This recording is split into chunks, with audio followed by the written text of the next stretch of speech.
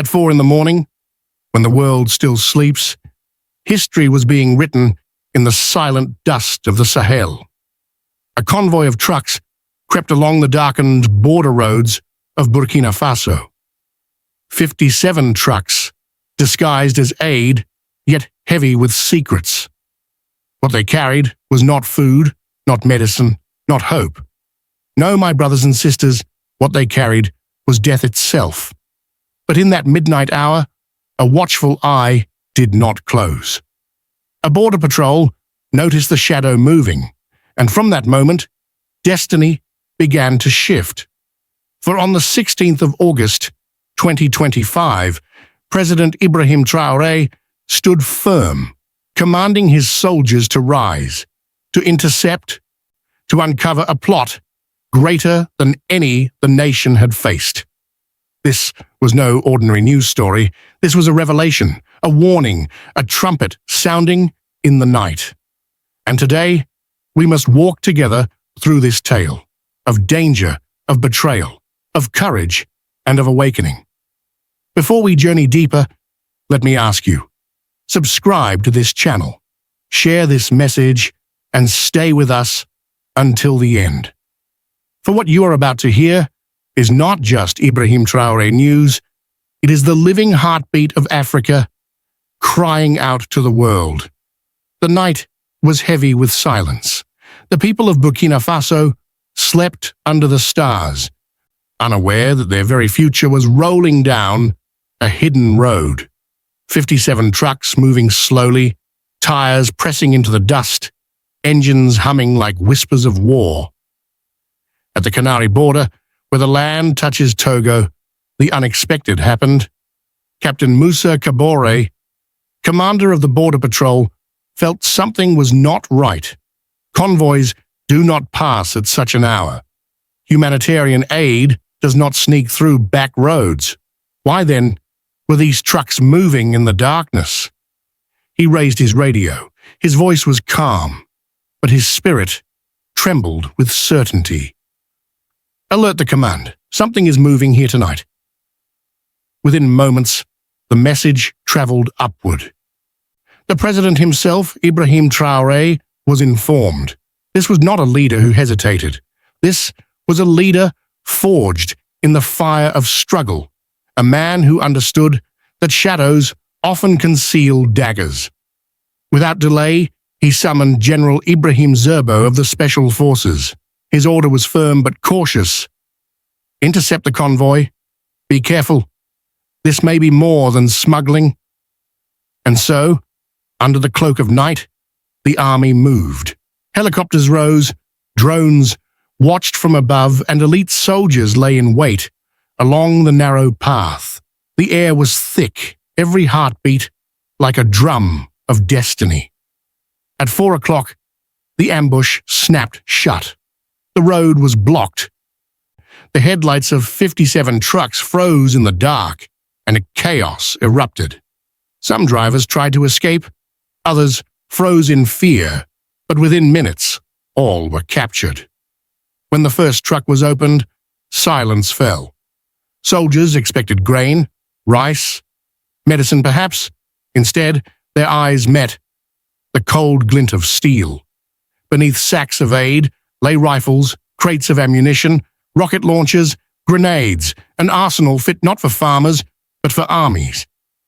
Every truck told the same story. Every sack was a lie.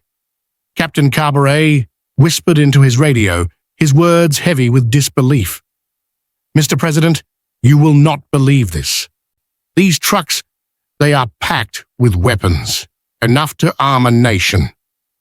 The numbers spoke louder than any speech. 25,000 AK-47s, 10,000 M16s, 13 million rounds of ammunition, 70,000 grenades, 2,500 rocket launchers, 400 anti-aircraft missiles, 50 tons of explosives. The silence broke with one thought that swept through the command room. This is not smuggling. This is war waiting to be born. President Traoré's face was firm. His voice cut through the air. Secure everything, do not lose a single bullet, and make those drivers talk. Someone is planning to drown Burkina Faso in blood. The drivers were questioned. Most claimed ignorance. We were told it was machinery, parts for farms, goods for trade.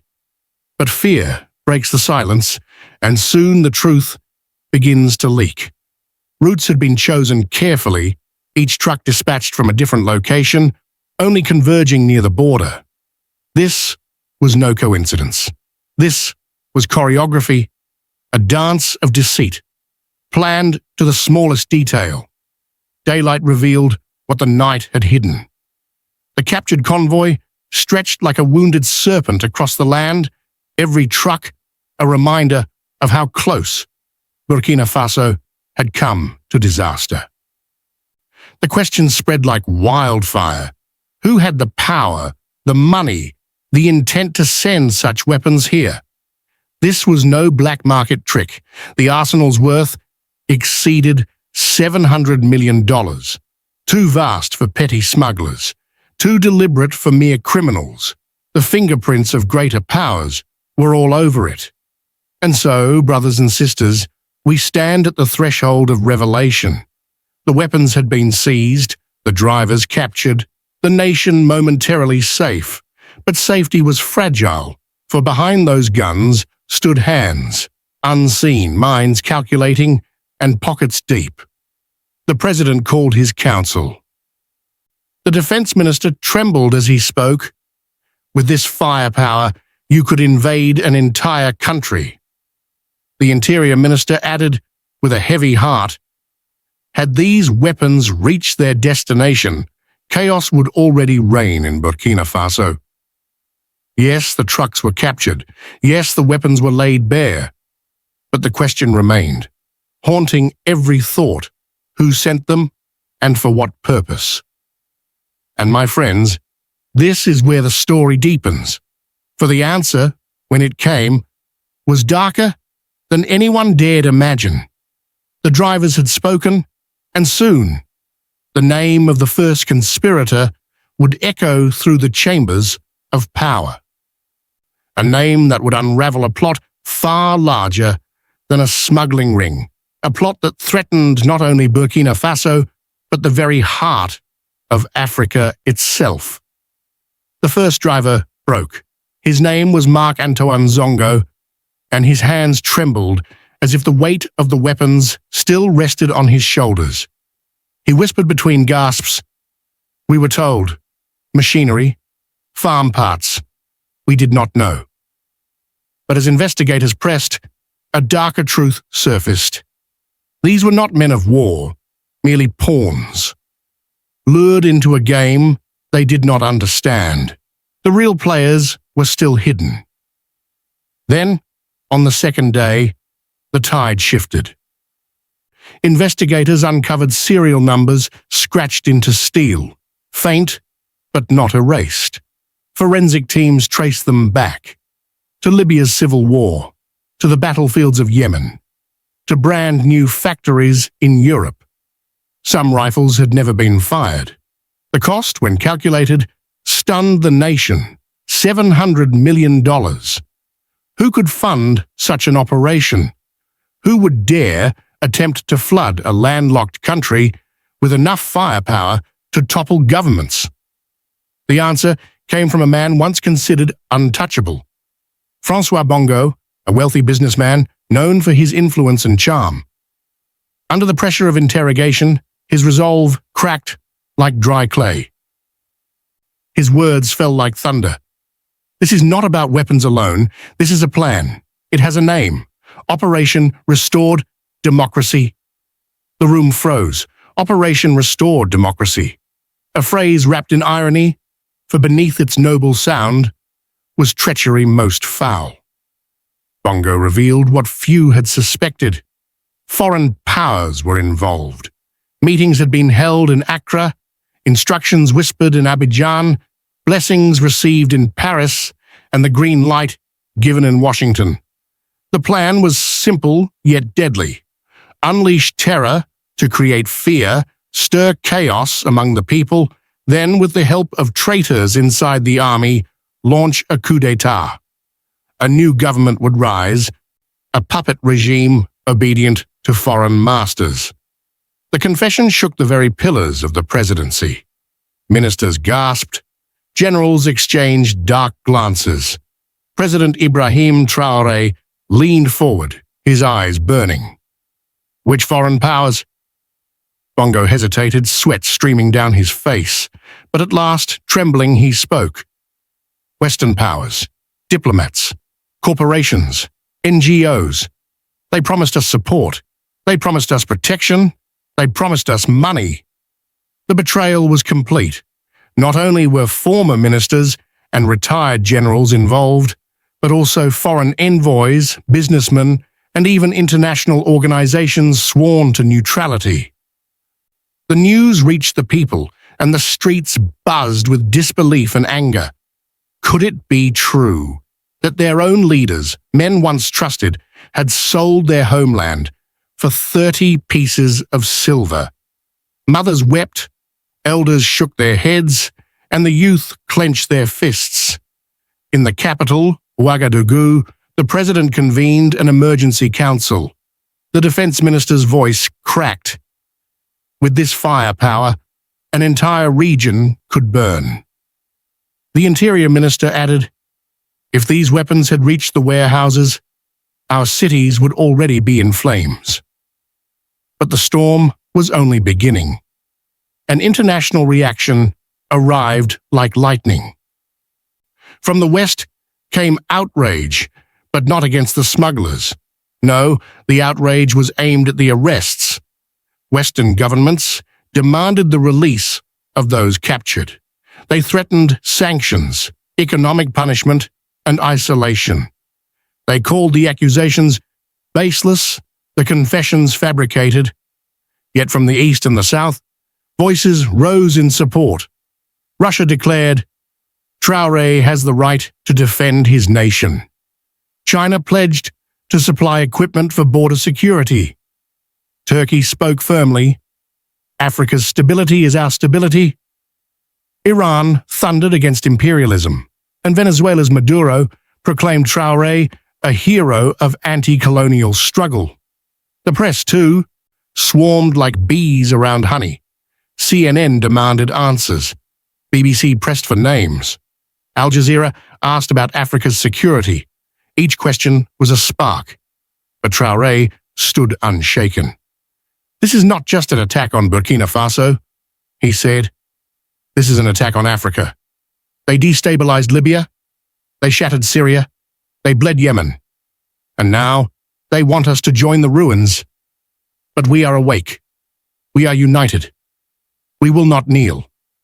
And then, before the eyes of his people and the world, Traore revealed the arsenal. The towering mountain of guns, rockets, and explosives seized from the trucks. Behind him, the weapons gleamed like a monument to treachery, a testimony to what might have been.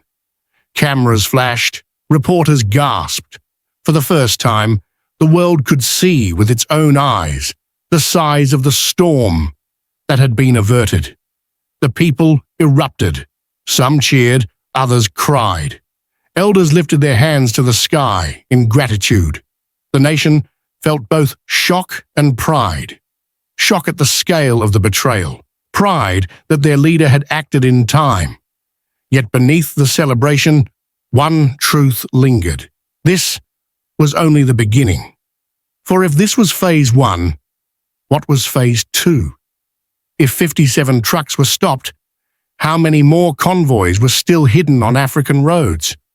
The truth was still unfolding, and whispers spread of something even greater, a conspiracy that reached beyond Burkina Faso, stretching its hands across the Sahel, threatening to engulf an entire continent in fire. By the third dawn after the seizure, Ouagadougou trembled, not from fear, but from the thunder of boots and the roar of engines. Operation Storm had begun. 23 locations were raided simultaneously, the city gripped in the iron hand of justice. Warehouses, once thought silent, now rang with the cries of the guilty. Soldiers broke down doors, and the darkness gave up its secrets. 17 warehouses, filled not with grain, but with weapons. More guns, more explosives, more grenades. A hidden army, waiting to be unleashed. The arrests shocked the nation. Former ministers, retired generals, powerful businessmen, men whose names once commanded respect, were dragged into the light. Some protested their innocence, others lowered their heads in shame. And among them were faces even more unsettling, foreign nationals, men carrying diplomatic passports from France, Britain, America, Israel. But these were no diplomats. These were ghosts of the empire, masked as envoys, now unmasked as conspirators. The prosecutor laid it bare. Treason, weapons trafficking, conspiracy to overthrow the state. The courtroom swelled with citizens demanding justice. Mothers, widows, veterans, youth, they filled the benches, their voices rising as one. No mercy for traitors. And still, the investigation went deeper. Laptops and phones seized from the suspects revealed a truth colder than steel. The plot was not confined to Burkina Faso. No, brothers and sisters, the conspiracy was regional, continental, global. Documents showed plans for Mali, for Niger, for Guinea. Each blueprint is the same. Terror, chaos, coup, and the installation of puppet rulers loyal not to Africa, but to foreign masters. The scale of the financing was staggering. $1 billion set aside to break the Sahel. President Ibrahim Traoré called a second press conference. His tone was fire.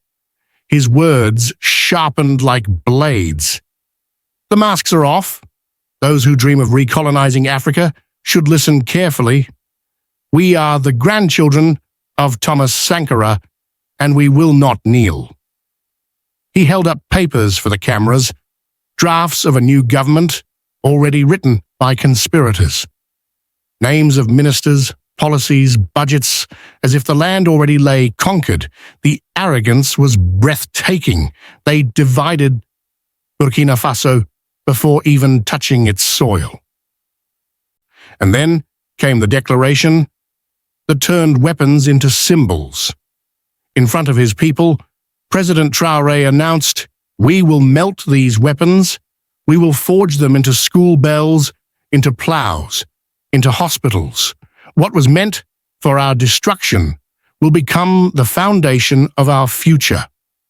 That promise came alive in Independence Square. Before tens of thousands, the first rifle was cast into fire, its metal melting, its shape vanishing. From the molten stream, a bell was forged, a school bell. And as the crowd roared, the president raised it high. Every morning, when our children hear this bell, they will not hear the sound of death. They will hear the sound of peace. The square erupted. Old men wept, women ululated, the youth shouted his name, "Traoré, Traoré!" For in that moment, hope was reborn. But let us not be deceived. Victory carries weight. The West responded with fury. Demands for the release of their captured nationals grew louder. Threats of sanctions filled the air. Yet Traoré did not flinch. His words were steady. Having a diplomatic passport does not give you the right to commit crimes on our soil. As the world argued, Africa listened. Leaders in Mali, Niger, and Guinea watched closely, their own struggles mirrored in the conspiracy exposed. Across the continent, whispers rose, "If Burkina Faso can resist, so can we." And so a shift was felt, not just in one nation, but in the spirit of a people long pressed down. From the ashes of betrayal, a new defiance was born. The weapons had been seized, the traitors unmasked, the people awakened, but the storm was not over. Sanctions loomed, alliances shifted, and enemies in the shadows still plotted. What do you think, my friends? Will Burkina Faso's victory inspire Africa to stand as one, or will foreign powers tighten their grip to crush this awakening? Beyond the borders of Burkina Faso, the revelation struck like an earthquake. In Washington, in Paris, in London, the halls of power whispered with unease. Official statements were swift, sharp, and indignant. They demanded the release of their citizens. They questioned the legitimacy of the confessions. They accused the government of Ouagadougou of staging a spectacle. And behind those words, veiled threats emerged. Sanctions, aid withdrawal, economic isolation. Western media echoed the tune. CNN asked if Traoré's government was manufacturing fear. The BBC spoke of political theatre. Le Monde suggested the revelations were exaggerated to strengthen his grip on power. Yet, for the people of Burkina Faso, the proof lay not in speculation, but in the mountains of weapons now displayed in their capital. But the West was not the only voice. From Moscow came firm support. Every nation has the right to defend itself. Beijing went further, offering to donate border security technology and equipment. Ankara declared, "Africa's stability is our stability." Tehran thundered against imperialism, while Caracas called Traoré a new symbol of resistance. The African Union, often hesitant, found itself stirred by the sight of weapons turned into school bells. Its envoy declared, "This is more than Burkina Faso's fight. This is Africa's fight." In Bamako, Niamey, Conakry, leaders expressed solidarity, knowing that the conspiracy stretched toward their own thrones. The division of the world was clear. The West accused, threatened, doubted. The East and South encouraged, defended, applauded. And in between stood Africa, rising from centuries of shadows, daring to claim its destiny. Yet the question remains, will the global balance of power shift under the weight of these revelations, or will the pressure of sanctions and diplomacy bend Burkina Faso's resolve? History teaches us this: empires do not yield their grip easily, and freedom, once declared, must be defended not once, but always. The eyes of the world now turn to the future. Can Burkina Faso transform victory into a lasting path, or will the storm of foreign pressure descend again with greater force? When the dust began to settle, when the shouting of arrests and the noise of press conferences faded, a deeper question arose: what comes next? For a victory is not only in the seizing of weapons, it is in the shaping of tomorrow. President Ibrahim Traoré stood once more before his people, not as a man who merely stopped a plot, but as a leader pointing toward a new horizon. His words carried both gravity and vision. These weapons will not remain as they were. We will melt them down. We will turn rifles into plows, grenades into irrigation canals, missiles into the foundations of schools. And so, the promise was set in motion. Some of the arsenal would be transformed into scrap, the proceeds funding 100 schools and 50 health clinics. Other weapons would be reforged to modernize the national army, ensuring that Burkina Faso would never again be caught unprepared. The rest would be destroyed permanently, so that their deadly power would vanish from the earth. The symbolism was not lost on the people. In Independence Square, before tens of thousands, a rifle was cast into the furnace, and from the molten metal, a school bell was forged. Traoré lifted it high. Every time this bell rings, it shall not call soldiers to battle, but children to learning. Not death, but life. The crowd erupted.